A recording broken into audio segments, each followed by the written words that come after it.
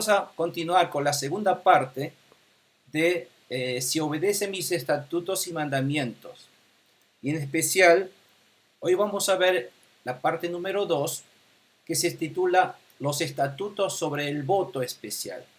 Hoy vamos a ver el tema del voto especial y de qué se trata. Es el capítulo 27. Como hoy hay mucha lectura, voy a leer yo las preguntas y vamos a ir analizando para ahorrar tiempo. Dice la pregunta número 1, ¿cómo dice Dios calcular el valor de una persona al cual hizo un voto especial para consagrarlo a Jehová, pero falló? ¿Qué quiere decir esto? Bueno, esto es cuando una persona quiere consagrar su vida para el servicio del Señor, sea su siervo o ser, en ese caso en la antigüedad, servir en el templo como un voluntariado, aunque no sea un levita. Si uno quiere servir al Señor para dedicar su vida al Señor, esto es una consagración que uno hace al Señor. Pero una vez cuando uno quiere consagrar, dedicar su vida enteramente para Dios, entonces uno se dedica esa vida, esa persona para Dios, pero por ciertos motivos X, esta persona no puede hacerlo.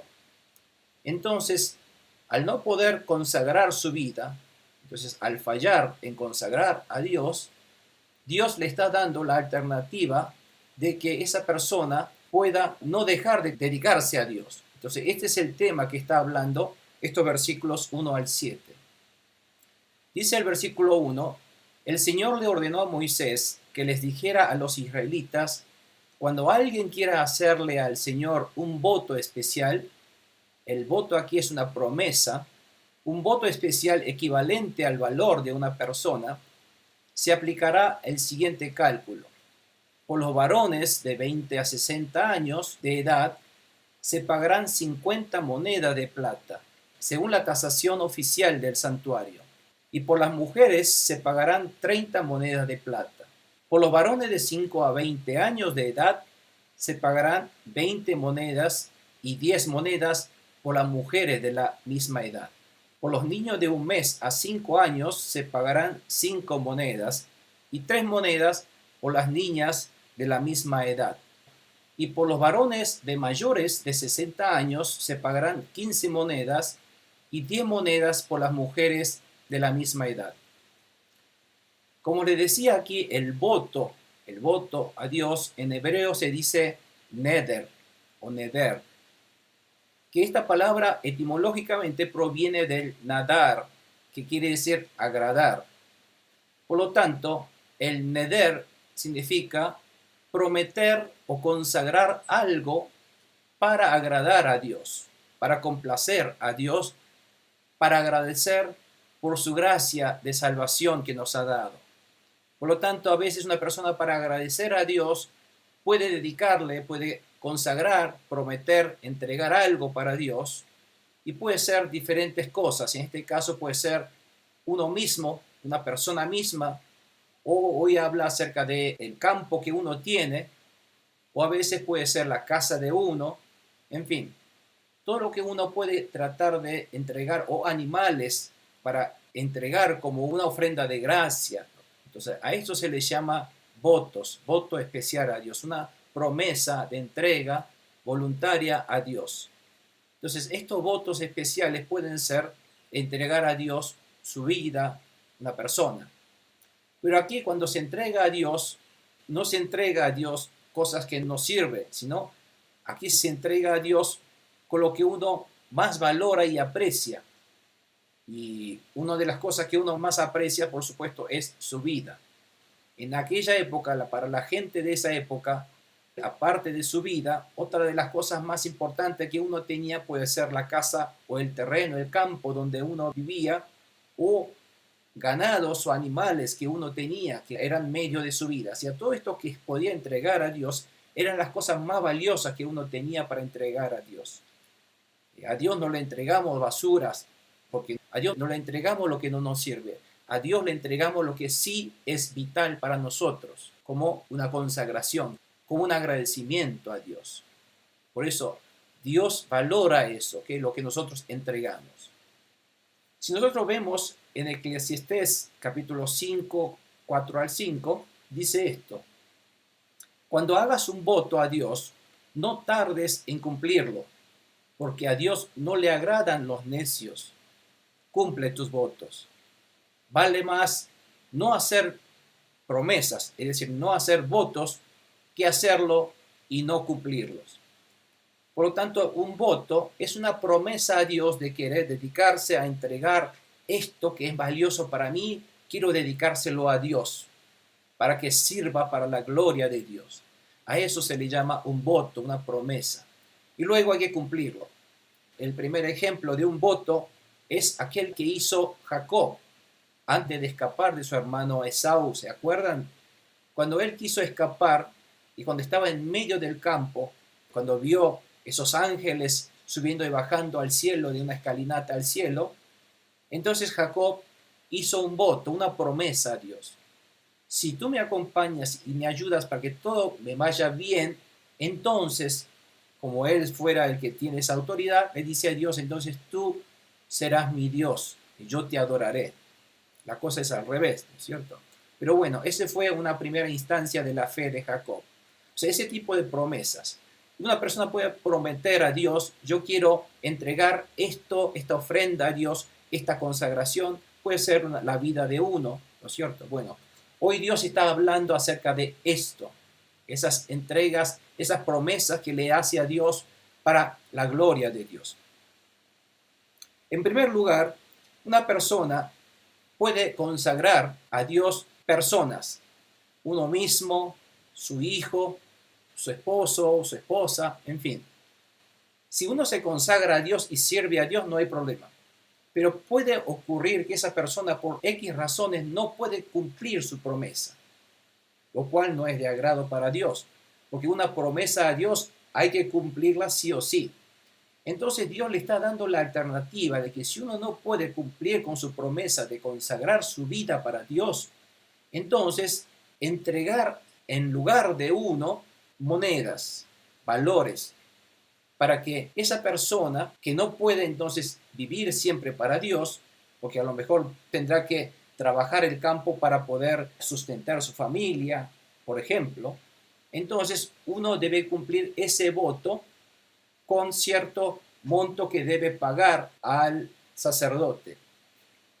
Este monto que se debe pagar dependía de la edad y del sexo de la persona, si era hombre o mujer. Bueno, todo eso que leímos allí lo podemos sintetizar en este cuadro que nosotros vemos aquí.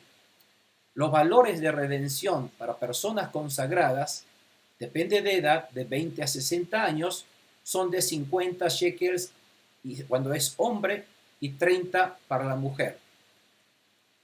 Cuando son niños o jovencitos de 5 hasta 20 años, les fijó el monto de 20 shekels para hombres y 10 shekels para mujeres. Y cuando son niños, bebés de 1 mes a 5 años, muy pequeños, ahí le dieron 5 shekels y 3 shekels. Y cuando son ancianos, más de 60 años, le corresponde 15 shekels para los varones y 10 shekels para mujeres. Los shekels son monedas. Hay diferentes shekels. Shekels son en realidad una medida de peso que equivale hoy día a aproximadamente 11,4 gramos, que en este caso se pesaba para tanto oro o para plata, pero generalmente el shekel se utilizaba para la plata como una moneda corriente. Antiguamente había diferentes shekels, había shekels para el comercio y el shekel para, en este caso cuando habla del shekel del templo, el peso es un poquito más, entonces llega a 11,4 gramos. Los comerciales llegaban a unos 7 a 8 gramos aproximadamente, pero estos llegaban hasta 11 gramos. Estos shekel, para que tengamos una noción de qué valor tenía estos shekel de plata, por ejemplo, cuando uno quería comprar un esclavo, podía comprar un esclavo con 30 shekels. Por lo tanto, no es un valor muy pequeño hablar de 50 shekels. Y aparentemente estos shekels, la cantidad establecida, dependía de los años y del hombre, porque depende un poco con la capacidad laboral que podía tener esa persona, ya sea si es joven, si era hombre, podía trabajar con mayor eficiencia, digamos. Entonces, estos shekels para esa persona de edad, Dios estableció como 50 shekels. Y en caso de mujeres, menos, por supuesto. Y cuando son jóvenes, 20, y cuando son niños todavía menores, son 5 shekels. Entonces, un poco esto está preestablecido para que si una persona no pudo cumplir con Dios, para que esa promesa no quede en vano en el aire, sino que debe cumplirlo sí o sí. Si tú no puedes por X razones, entonces cúmplelo, aunque sea pagándolo con monedas de plata. Entonces, esto es lo que Dios hace para que en realidad el espíritu de esto es para que uno no deje de cumplir las promesas hechas a Dios. Cuando uno promete ofrendar algo a Dios, esas promesas hay que cumplirlas, porque así Dios va a bendecir, porque esas promesas se cumplen, se deben cumplir. Y si no puede cumplir, Dios le da alternativas para poder cumplir, con el objetivo de que uno no deje de cumplir las promesas a Dios. Si tú no puedes cumplir, dice Dios, no prometas. Pero si prometes, hazlo. Eso es lo que dice Dios. Vamos a la pregunta número siguiente. Dice, ¿pero qué debe hacer si fuera pobre? Fíjense, dice, ¿qué significa consagrar a una persona a Jehová? Si quien hace el voto es tan pobre que ni el precio estipulado puede pagar, se le hará comparecer ante el sacerdote, el cual fijará el valor a pagar según los recursos de quien haga el voto. Consagrar a una persona a Jehová es entregar a Dios su vida al servicio de Dios, como dijimos. Acá hay un ejemplo, ¿se acuerdan de Samuel, el Antiguo Testamento? Bueno, la madre consagró a su hijo que no pudo tener hijo, pero cuando prometió a Dios, si tú me das un hijo, te lo entregaré, consagraré para siempre para ti. Entonces, eso fue una promesa hecha a Dios. Entonces esa mujer cumplió entregar a Samuel y Samuel vivió toda su vida sirviendo a Dios. Pero si una persona no cumple su voto, eso es pecado.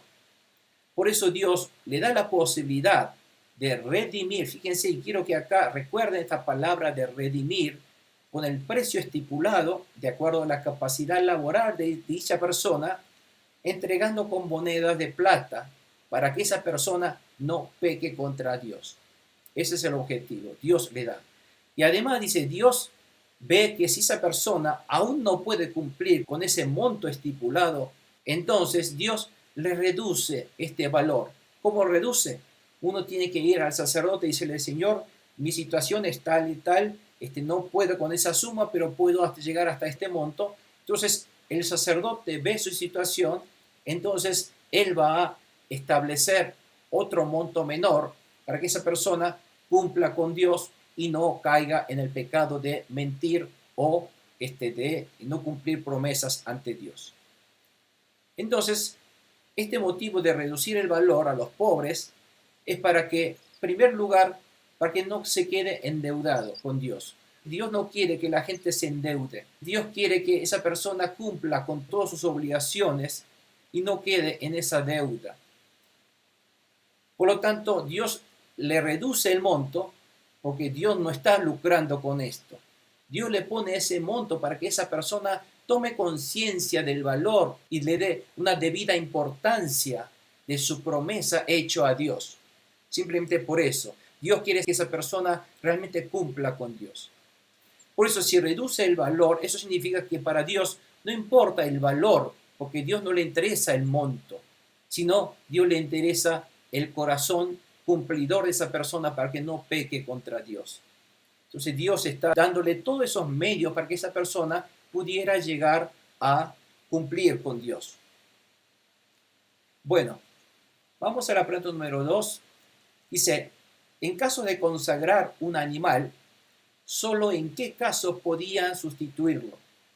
Bueno, dice, si lo que se presenta como ofrenda al Señor es un animal, este quedará consagrado por haber sido ofrecido al Señor. Ustedes se acuerdan que cuando nosotros aprendimos ofrendas de sacrificios a Dios, podía uno hacer un voto especial. Ese voto especial es cuando por agradecimiento o por amor a Dios y por un fervor hacia Dios, uno podía ofrecer, además de las ofrendas de los animales establecidos por Dios, uno podía agregar más animales para ofrendar a Dios, como agradecimiento a Dios. Entonces, eso se llamaba voto. Este tipo de animales que se sacrifica para entregar a Dios es un animal irredimible, es decir, uno no puede echarse atrás.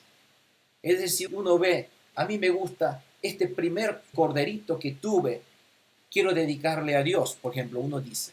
Entonces, si uno se dedica y cuando crezca este animal, cuando tenga ya un año, porque generalmente los sacrificios se le daban a animales que estaban entre 1 o 2 años de edad, entonces cuando crezca o cuando tenga un año este animal, voy a entregárselo para sacrificio a Dios, para su ofrenda de holocausto o lo que sea.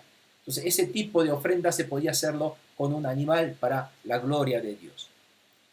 Pero cuando uno quiere hacer esto, no puede uno sustituir un animal. ¿Qué es sustituir? Es decir, uno dice, bueno, uno se arrepiente y dice, no, yo necesito este animal. Entonces, yo quiero pedirle a Dios que redima, que quiero otra vez retirar este animal, pero en lugar quiero aunque sea pagar con moneda de plata. Bueno, se podía hacer con personas, pero con animales no, dice. El animal no se puede sustituir. No podrá cambiarse ni sustituirse un animal. Porque uno puede pensar, voy a dedicar este animalito, pero resulta que cuando empieza a crecer el animalito, empezó a engordar tanto y uno cambió de parecer y quiere entregar a Dios otro corderito más flaco, por ejemplo. Puede ocurrir por uno malo. Bueno, eso no se puede hacer. O al contrario, si uno dice, bueno, se da cuenta que este animalito que yo le dediqué a Dios empieza a crecer, llega un año y es flaco y es enfermizo y no puede crecer. Entonces, ¿qué hace? Uno se dedica, bueno, voy a entregar a Dios otro animalito más gordo, mejor para Dios, de buena intención, ¿no es cierto? Pero aún así Dios dice, no puede cambiar. Un animalito entregado a Dios no se puede sustituirse. Entonces, ¿cómo es que pasa en ese caso cuando quiere cambiarlo por uno bueno? Si se cambia un animal por otro en este caso, ambos quedarán consagrados, dice. ¿Qué quiere decir? Bueno, si yo quería entregar este primer animalito, pero está enfermizo o está flaco, quiero entregar uno más gordito, mejor, más fuerte. Bueno, el primero también ya entregó a Dios, entonces uno no puede echarse para atrás. Eso también tiene que ofrendar a Dios y el mejorcito también hay que entregar a Dios. Los dos animales hay que entregar a Dios. En este caso, el primer animalito es el que uno se sacrifica y el segundo animalito realmente se lo da como ofrenda al sacerdote. Eso eran las reglamentaciones en ese momento. Entonces el sacrificio se le da la muerte al primer animal y el segundo animal. Entonces los dos quedan consagrados, ambos quedan consagrados. Esta es la regla que Dios establece. Pero si lo que se presenta como ofrenda al Señor es un animal impuro, entonces se llevará ese animal ante el sacerdote, quien determinará el valor del animal. El cálculo aplicado por el sacerdote deberá aceptarse cualquiera que éste sea el valor. Y si el dueño quiere rescatar el animal, deberá añadir una quinta parte del valor que haya fijado el sacerdote. Esto es como indemnizar a Dios por su falta. ¿Qué quiere decir esto? Esto es, por ejemplo, cuando uno quería dedicar un corderito que nació para Dios, cuando tenga un año quiero entregarlo. Bueno, cuando quiere entregar a Dios, se lo dedicó a Dios. Pero se da cuenta que este animalito fue mordido por un lobo y tenía una lastimadura en su patita de atrás. Entonces, este animal que tiene cicatriz no puede entregar a Dios como ofrenda, porque se acuerda que para lo que uno tiene que entregar a Dios tiene que ser un animal perfecto, puro, sin ningún defecto. Y este animal que había consagrado llegó a tener una impureza, un defecto, ¿no es cierto? Otro animal impuro puede ser, ¿se acuerda de los animales impuros? Por ejemplo, una persona tenía un burrito, y ese burrito es lo único que tenía para arar su campo, y él quería entregar ese burrito. Pero cuando uno quiere entregar un burro, ustedes saben que un burro es un animal considerado impuro. Por lo tanto, uno no puede consagrar un burro a Dios. Este tipo de casos, cuando ese animal tiene ya sea un defecto que llegó a ser impuro o sea un animal impuro, entonces al no poder ofrecer como sacrificio a Dios, se lleva entonces ese animal al sacerdote. ¿Para qué? Para valorar ese animal. ¿Qué valor determinará el sacerdote ese animal? Entonces, cuando el sacerdote diga, tanto vale ese animal, como no puede entregar ese animal para sacrificarlo, entonces hay que retirar ese animal. Para retirar ese animal, entonces como una indemnización que uno tiene que hacer por su falta a Dios, tiene que agregarle una quinta parte del valor que haya fijado el sacerdote. Bueno, la siguiente pregunta número 2 dice, ¿cómo podían rescatar la casa si lo habían consagrado a Dios?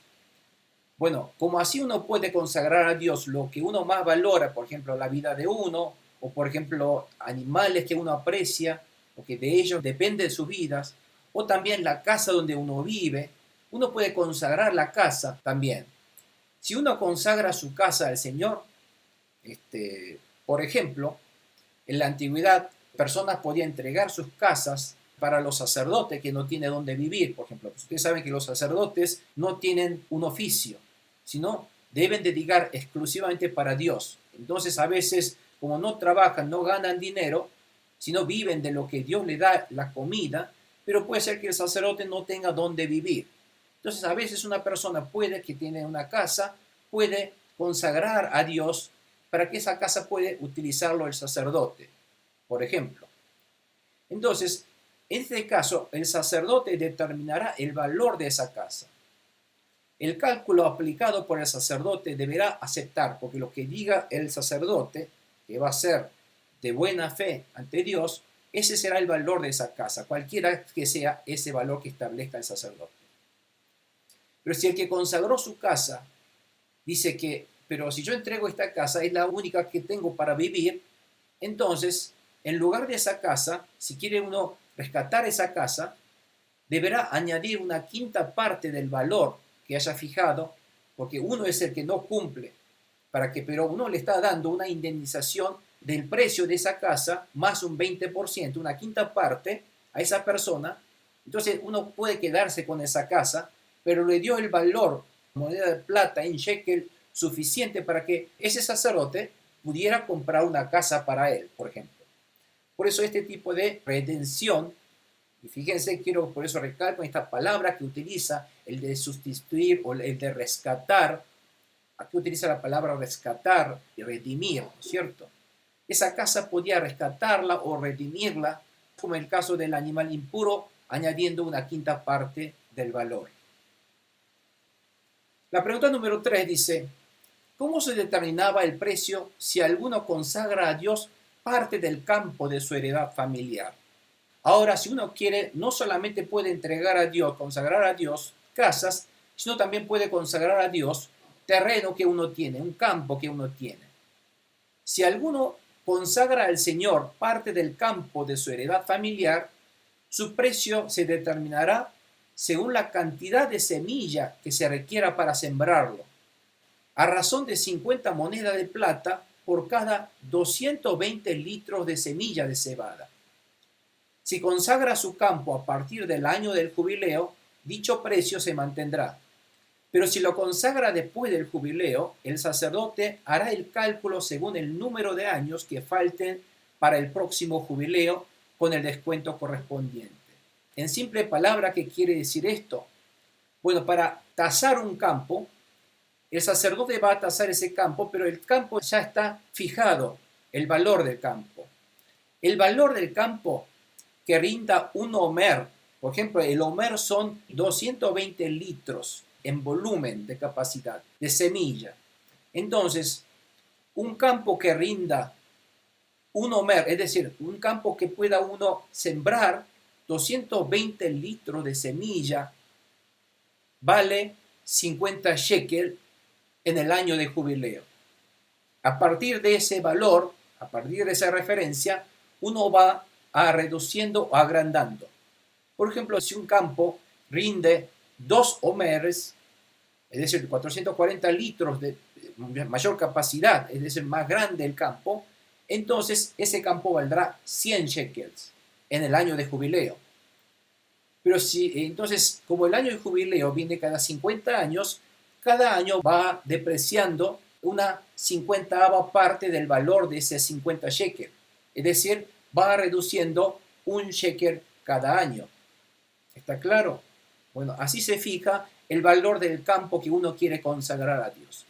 Porque estos valores en monedas es simplemente en el caso en el cual uno quiere entregar a Dios y por X motivo uno necesita de ese campo y quiere retornar, rescatar ese o redimir ese campo, en lugar de eso pagar una cierta cantidad de moneda de plata en shekel para que uno pueda seguir trabajando ese campo, por ejemplo. Para dar un ejemplo, ¿no es cierto? Puede darse en muchos casos, pero un ejemplo es cuando, por ejemplo, esa persona tenía 2 campos que podía rendir un homer cada uno. Entonces, de esos campos, que fue una heredad familiar, es decir, es un campo que siempre lo tuvo de sus ancestros, de sus padres y abuelos. De esos 2 campos, entonces él quiere dedicar una tierra de un homer, es decir, la mitad del terreno, para Dios y quedarse con el otro. Pero resulta que el otro que se quedó para plantar, para cultivar, por X motivo se quemó o se echó a perder. Entonces, como uno no puede vivir, entonces uno necesita ese campo, rescatarlo nuevamente de Dios.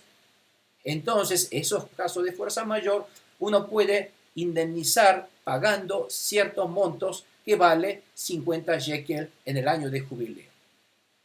¿Está claro? Por eso Dios le establece estos montos como posibilidad de poder redimir, de sustituir. Bueno, ese es el concepto. Porque todo esto, ustedes se habrán dado cuenta, en todo esto en realidad el sentido espiritual que tiene es el hecho de que uno pueda rescatar o restituir o sustituir o redimir. Pagar cierto valor para que pueda uno otra vez recibir de vuelta eso. Eso es rescatar. Esto está relacionado espiritualmente con el rescate que Cristo realizó con todos nosotros. La palabra redención significa pagar un precio, el precio debido, justo, exacto, para que esa persona pueda ser rescatado nuevamente. Entonces, la vida que Dios Jesucristo entregó en la cruz es el precio de redención que tuvo que pagar para rescatar, para redimir a la humanidad de su pecado. Esto es el concepto que constantemente fluye en todas estas leyes que Dios le está poniendo al pueblo de Israel. Además de que tienen esos sentidos prácticos en su vida real, cotidiana, en todo esto en realidad Dios siempre tiene en mente de rescatar a la humanidad de su pecado. Por eso está poniendo todas estas leyes con toda una profunda connotación espiritual relacionada con nuestro Señor Jesucristo, con la obra magra de salvación y de rescate, de la redención del pecado de la humanidad. ¿Está claro, hermanos? Entonces fíjense que todo esto tiene un mismo sentido, el de rescate. Vamos a ver otro caso. Este caso dice, si el que consagra su campo realmente quiere rescatarlo, entonces deberá añadir una quinta parte del valor que haya fijado el sacerdote y el campo volverá a ser suyo. Ese campo que valía 50 shekel, para rescatar ese campo, también debía añadir una quinta parte del valor como indemnización. ¿Por qué? Porque es como que el hombre que está rescatando produjo un daño y perjuicio a Dios. Entonces, tiene que indemnizarlo con una quinta parte.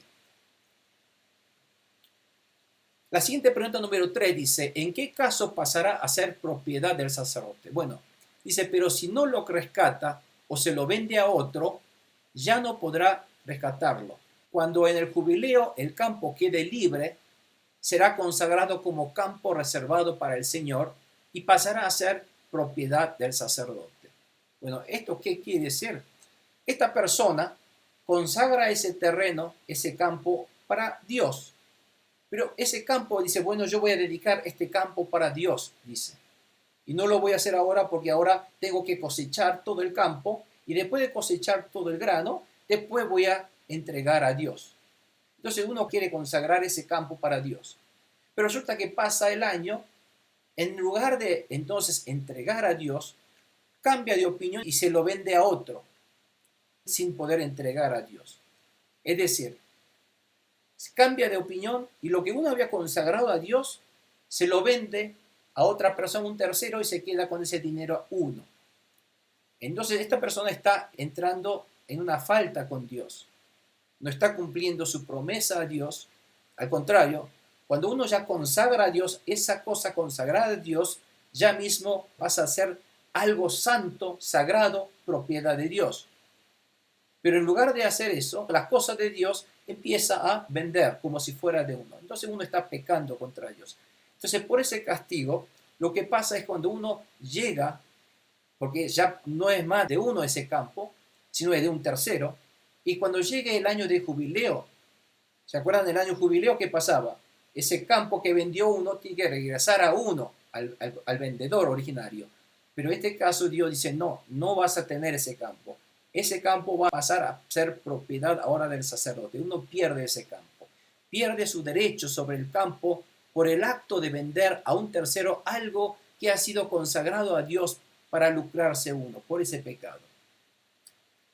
Fíjense que Dios esto podía haberlo castigado, pero Dios, para respetar al comprador, porque ese tercero compró de buena fe, ¿no es cierto?, sin saber que lo había consagrado.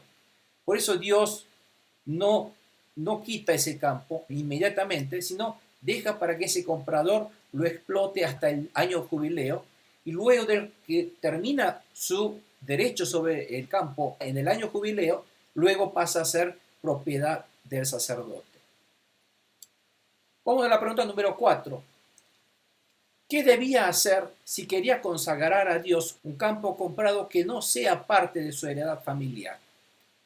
Por ejemplo, ese caso de esa persona que compró el campo a otra persona, pero ese campo que uno compró no es de su heredad familiar, no es de la propiedad de su familia, pero uno quiere consagrar el campo comprado a Dios. Si alguno compra un campo que no sea parte de su heredad familiar y lo consagra al Señor, el sacerdote entonces determinará su precio según el tiempo que falte para el año del jubileo. ¿Se acuerda? Entonces, si uno compró el tercer año y quiere venderlo al 10º año, entonces pues, debido a esa diferencia del tiempo, tiene que uno ir al sacerdote y preguntarle cuánto vale este campo que ahora quiero consagrar a Dios. Entonces, ese mismo día, el que consagra el campo deberá pagar el monto de su valor, para que ese valor fijado no cambie cuando vaya pasando el tiempo. Cuando uno se dedicó a Dios, se fija el valor de ese campo en ese momento y hay que pagar ese monto fijado ese momento.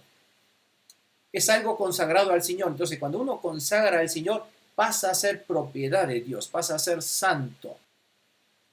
En el año jubileo, entonces ese campo volverá a ser parte de la heredad familiar de su dueño anterior, como siempre fue la regla. Aunque uno haya comprado, ese campo pasa a ser nuevamente del dueño anterior, no del sacerdote. Todo precio se fijará según la tasación oficial del santuario, que es de más o menos 10 gramos por moneda.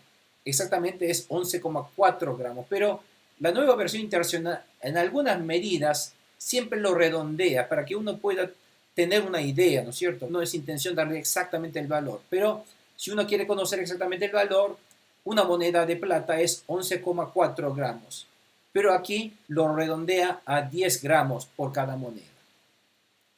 Entonces, este caso es el caso de consagrar a Dios un campo comprado de un tercero. Pregunta número 5.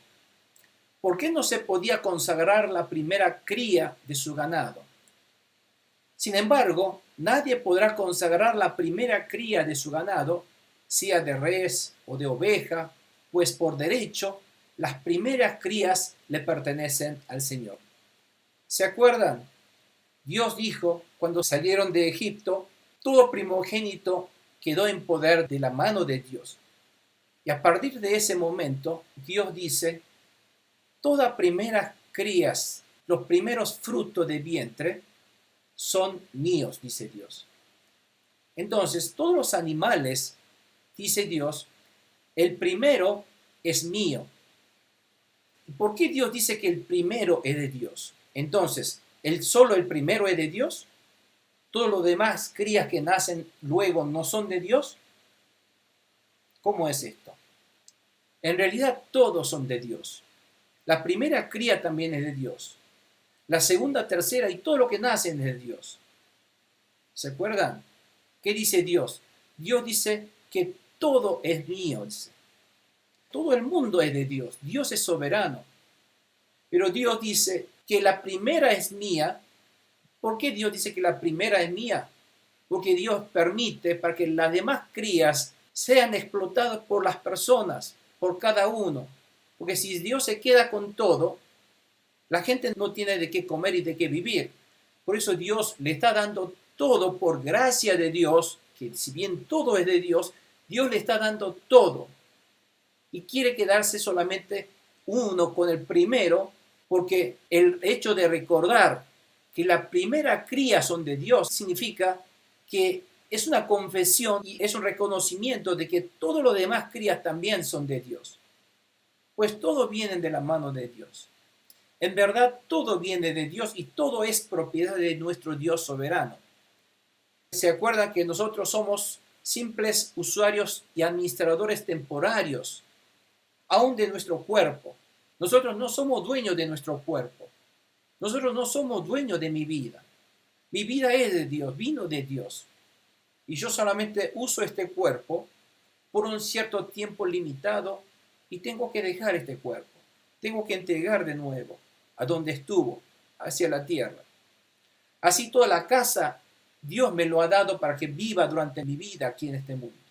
La tierra, el dinero, el trabajo, todo es algo que Dios me ha dado para que yo pueda vivir durante mi estadía en este mundo. Lo que uno debe reconocer y lo que Dios quiere que uno sepa es que todo es de Dios. Y si uno lo está gozando algo en este momento, es por la gracia de Dios, porque Dios me lo ha dado. Por eso, la manera de reconocer que esas crías, todos me lo ha dado Dios, es porque estoy considerando el primero es de Dios. Entonces, si la primera cría es de Dios, yo no puedo consagrar a esta primera cría, le voy a consagrar a Dios. No, porque dice es de Dios. No tengo derecho, porque esto ya es de Dios. Esa hay que consagrar a Dios. La primera hay que entregar a Dios. Por ejemplo, por eso hay algunos hermanos que cuando uno consiguió un trabajo, porque dice, Dios me ha dado este trabajo, y el primer sueldo le voy a consagrar a Dios, le voy a entregar a Dios, porque esto me lo dio Dios. Por ejemplo, ese tipo de confesión, ese tipo de actitud es lo que Dios quiere ver en nosotros. Porque si uno hace eso, significa que uno está diciendo, todo esto es de Dios. ¿Qué pasa si todo esto que estoy gozando, si Dios hoy me quita mi vida, se lleva mi vida, todo el negocio que estaba pensando, todo se me va? Con solo el hecho de que Dios me quite mi vida, yo pierdo todo. Eso quiere decir que todo depende de Dios y todo viene de la mano y de la gracia de Dios. Hay que reconocer esto y hay que confesarlo y entregar a Dios esos primeros frutos a Dios, esas primeras crías a Dios.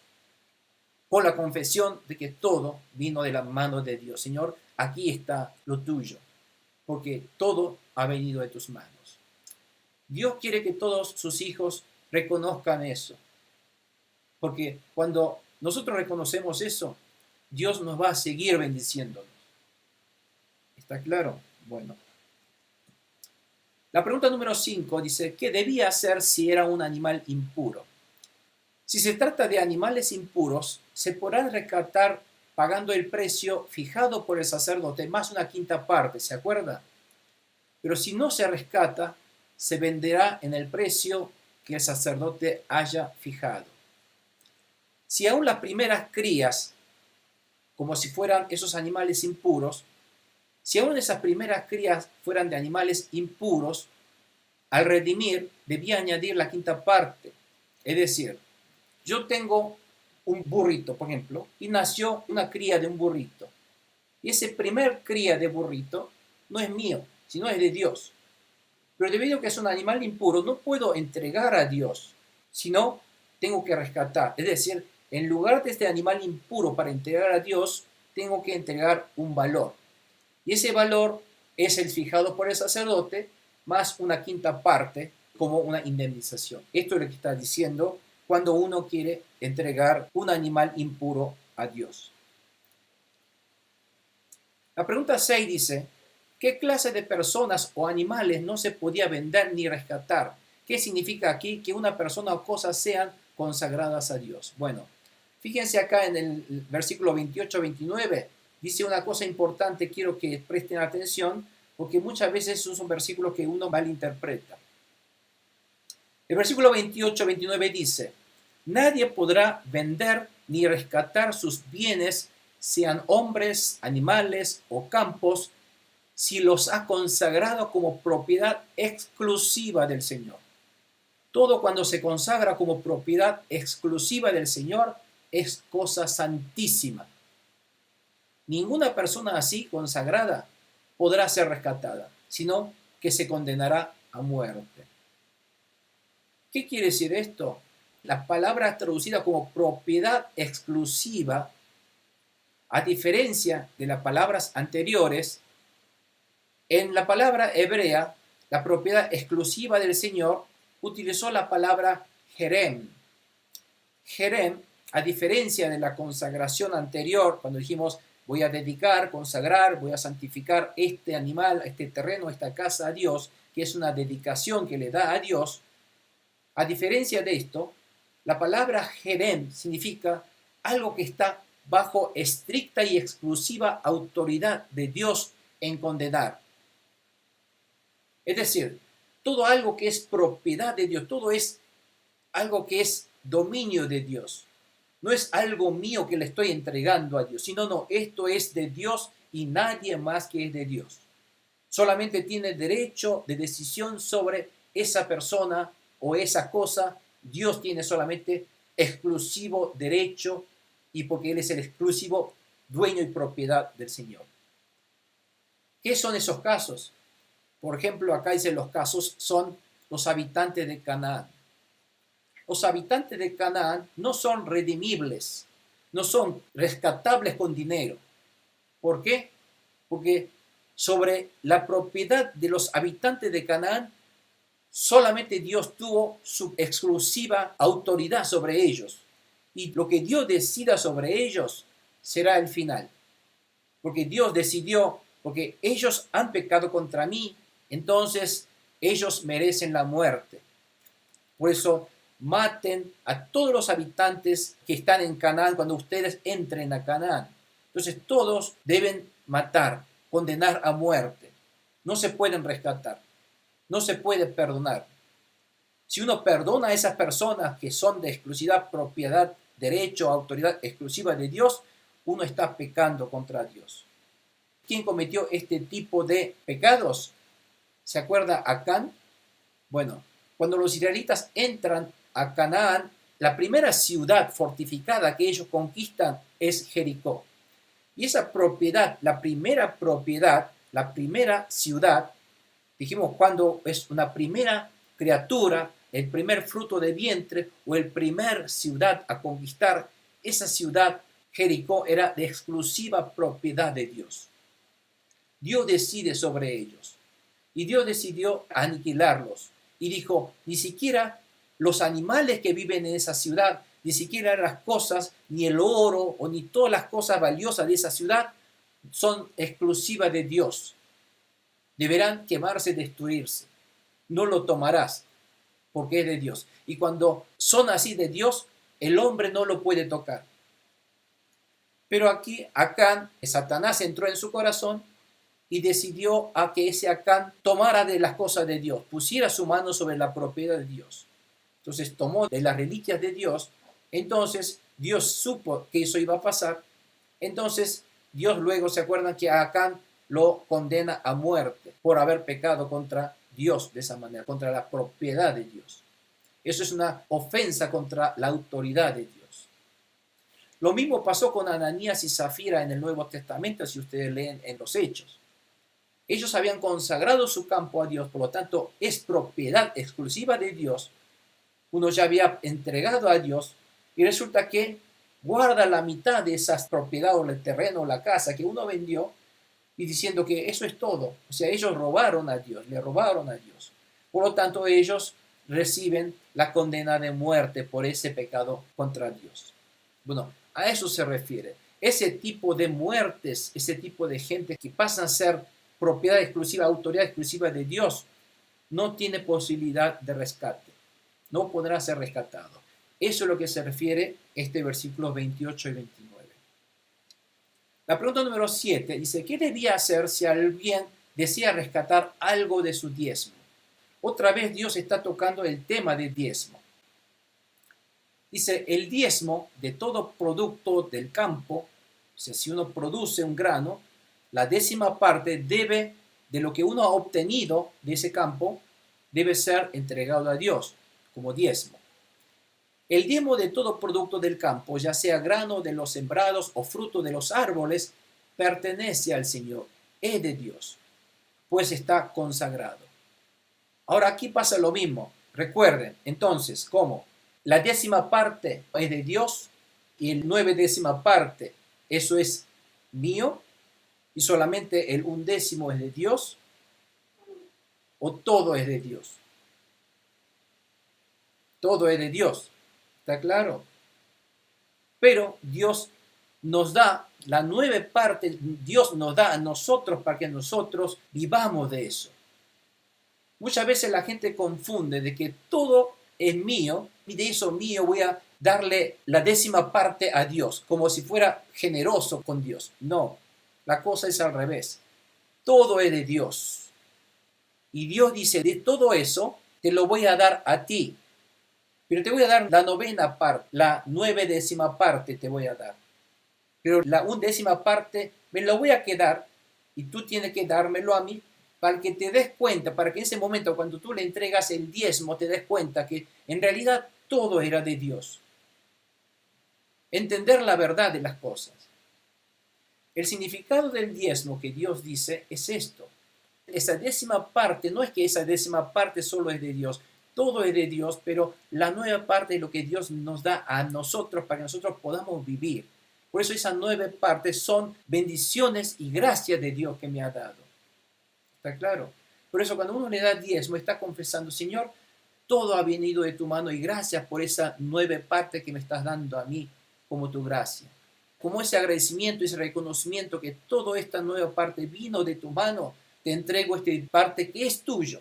En realidad todo es tuyo, pero ese diezmo que tú has establecido te lo estoy dando. Ese es el sentido del diezmo. Por lo tanto, no es una opción mía de pagar el diezmo. El que no está pagando el diezmo, uno se le está robando a Dios. Como ese que robó el campo consagrado a Dios a un tercero. Bueno, exactamente el mismo pecado está cometiendo uno cuando uno no entrega el diezmo a Dios. Ese es el pecado que está cometiendo. Y ese tipo de gente no va a poder recibir la bendición de Dios, porque no está cumpliendo con la palabra de Dios. Entonces, al no cumplir la palabra de Dios, no está siendo un pueblo santo de Dios. Entonces, si no es santo, el Espíritu Santo no puede estar en la vida de uno ayudándolo. Pero si uno obedece la palabra de Dios, entrega el diezmo como reconocimiento que todo lo demás vino de Dios, que Dios me lo ha dado, entonces Dios gratamente, como uno reconoce eso que es de Dios, Dios va a seguir dándonos, porque uno reconoce que vino de Dios. Por eso el diezmo tiene ese significado no de querer quitar la 10ª parte, sino que Dios querer seguir bendeciéndonos, derramándonos bendición. Por eso Dios dice, a ver, pruébenme si yo no abriré la compuerta del cielo para bendecirles a ustedes, porque el significado del diezmo es para que yo pueda continuar bendeciendo a ustedes. Yo quiero bendecirles a ustedes, pero ustedes reconozcanme que yo lo estoy bendiciendo a ustedes. ¿A través de qué? A través del diezmo. ¿Está claro, hermano, cuál es el sentido del diezmo? Por eso, en cuanto al diezmo del ganado mayor y menor, uno de cada 10 animales contados será consagrado al Señor. El pastor no hará distinción entre animales buenos y malos, ni hará sustitución alguna.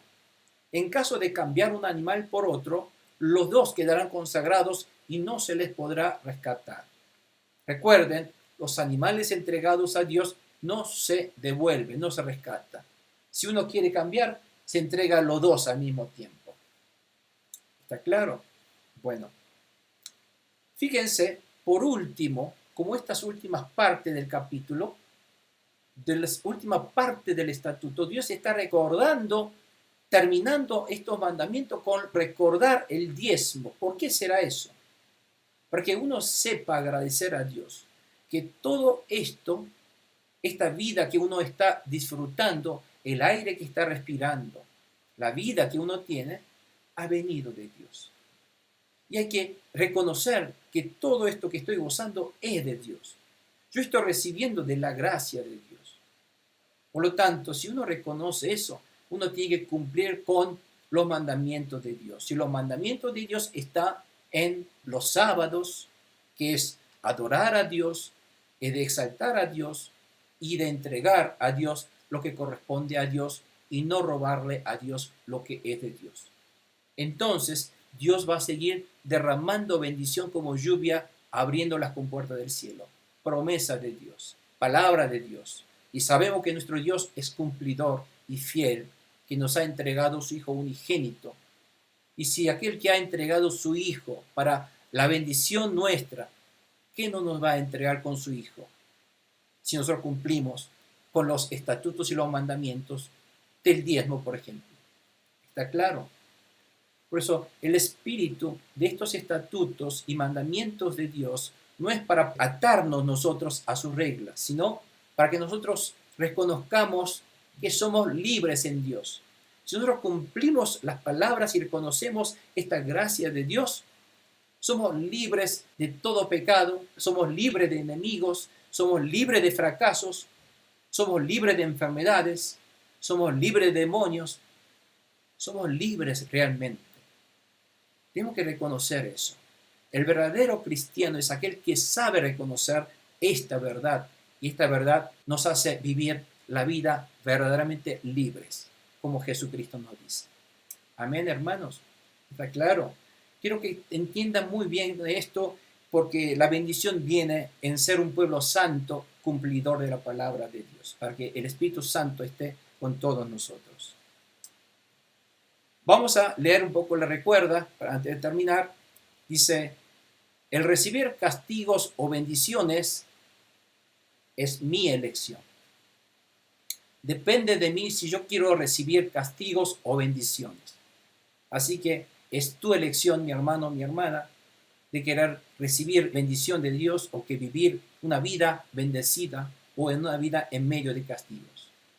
Cumple con los estatutos y mandamientos de Dios. En especial, el mayor mandamiento y estatuto de Dios es la fe en nuestro Señor Jesucristo.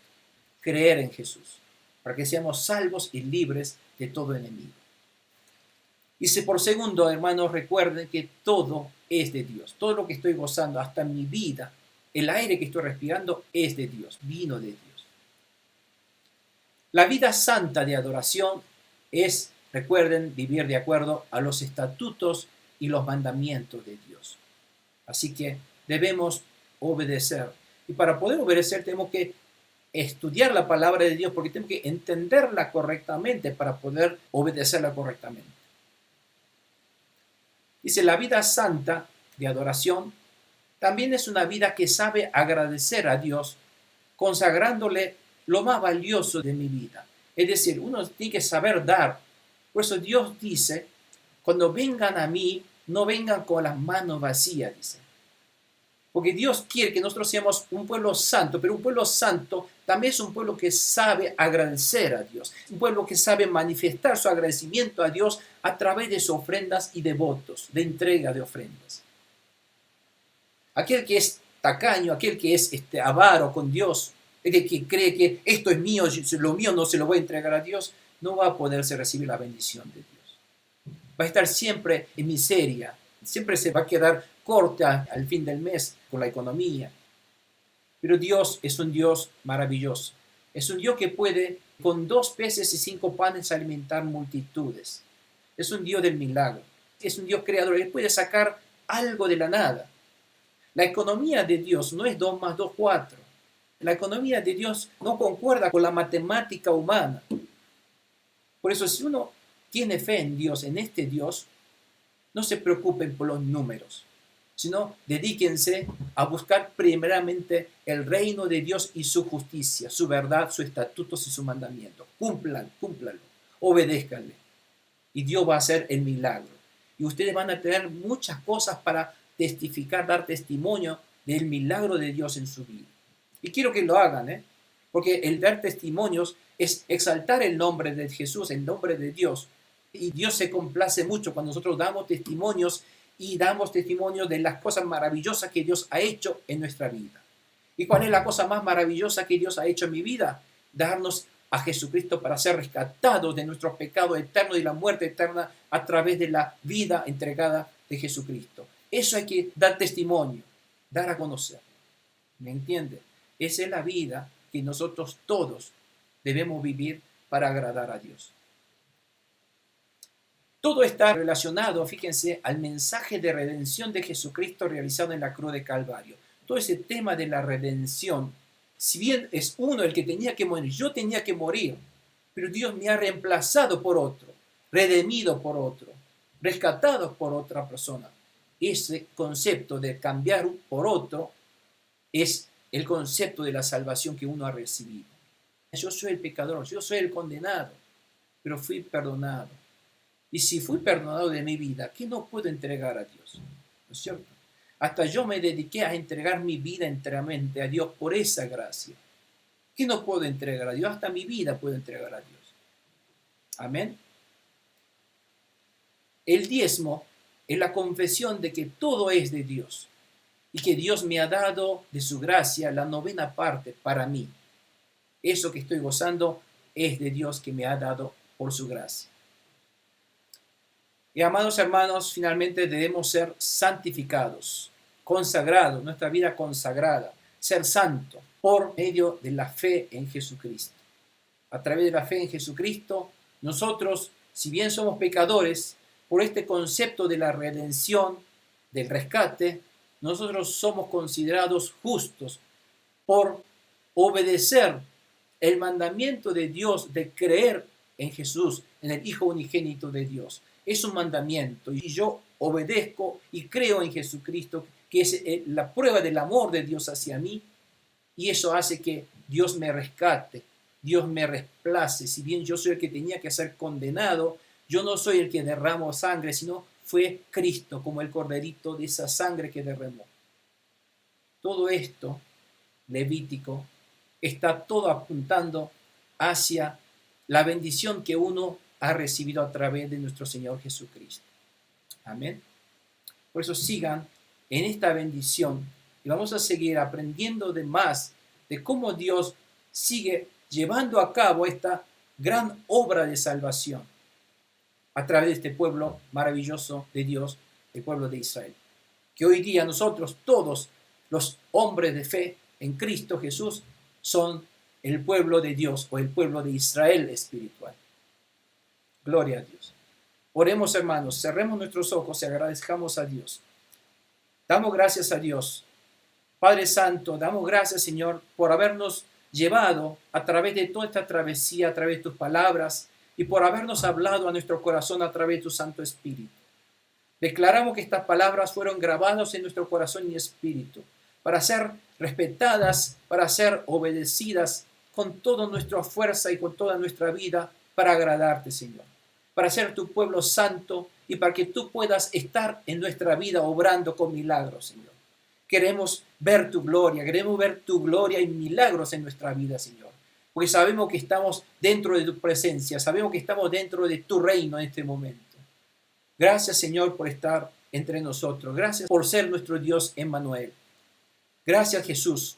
Gracias por tu nombre, por darnos tu nombre. Y cada vez cuando invocamos nuestros labios tu nombre, tus milagros y tu poder se hace presente en mi vida. Gracias, Jesús. Gracias por hacernos reconocer y conocer todas estas verdades y ser verdaderamente libres en el nombre de Jesús.